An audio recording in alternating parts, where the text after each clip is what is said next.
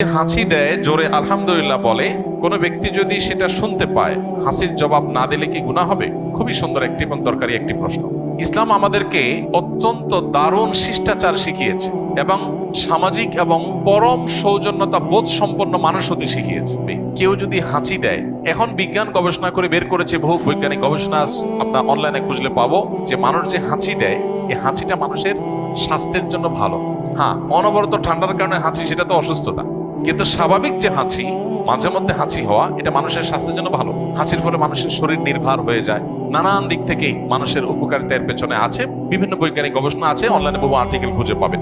এই হাসি যে মানুষের জন্য ভালো এবং উপকারী একটা বিষয়, এই জিনিসটা তো আমরা জানতাম না। নবী সাল্লাল্লাহু আলাইহি ওয়াসাল্লামের একটা হাদিস আছে, ফাইন্না শাইতানা ইয়াবিতু ফি খাইশুমি আহাদিকুম, মানুষের নাকের যে বাঁশি উপরের অংশ, এখানে শয়তান বসবাস করে, লুকায় থাকে, মানুষের শরীরকে প্রভাবিত করে, তাকে খারাপ দিকে ডাইভার্ট করে।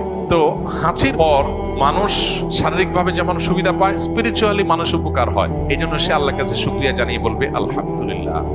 হাসি আসলে কি বলবে? আলহামদুলিল্লাহ, আল্লাহর প্রশংসা করবে, কারণ এটা তার জন্য পজিটিভ ভালো একটা জিনিস হয়েছে।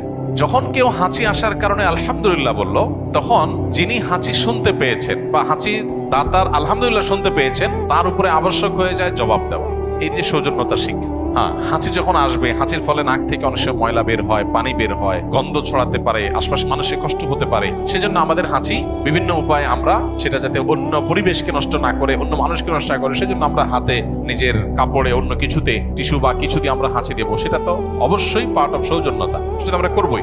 হাদিস নবী সাল্লাল্লাহু আলাইহি ওয়াসাল্লাম শিক্ষা দিয়েছেন, আলহামদুলিল্লাহ যদি কেউ বলে হাঁচি দেওয়ার পর, আপনি যদি শুনতে পান তার আলহামদুলিল্লাহ, তাহলে আপনার উপরে আবশ্যক, আপনি কি করবেন? তাকে বলবেন পাল্টা ইয়ারহামুকাল্লাহ।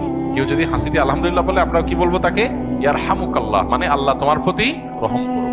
ওই ব্যক্তির আবার কর্তব্য হলো যে, সে যে আমার হাসির জবাব শুনে আমাকে দোয়া দিল, আল্লাহ তোমার প্রতি রহম করুক বললো, তাহলে আমিও তার প্রতি দোয়া নিবেদন করব।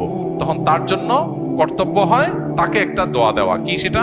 ইয়াহদিকুমুল্লাহ ওয়া ইউসলিহ বালাকুম। বাস এতটুকু এন্ডিং, এরপর আর পাল্টাপাল্টি নাই, তাহলে তো সারাদিন দিতে থাকতে হবে। তাহলে আলহামদুলিল্লাহ বললে হাসি দেওয়ার পর জবাবে কি বলতে হবে? ইয়ারহামুকাল্লাহ। ইয়ারহামুকাল্লাহ শোনার পর যিনি হাসি দিয়েছেন, তার আবার জবাবে কি বলতে হবে? প্রত্যুত্তরে কি বলতে হবে? ইয়াহদিকুমুল্লাহ ওয়া ইউসলিহ বালাকুম।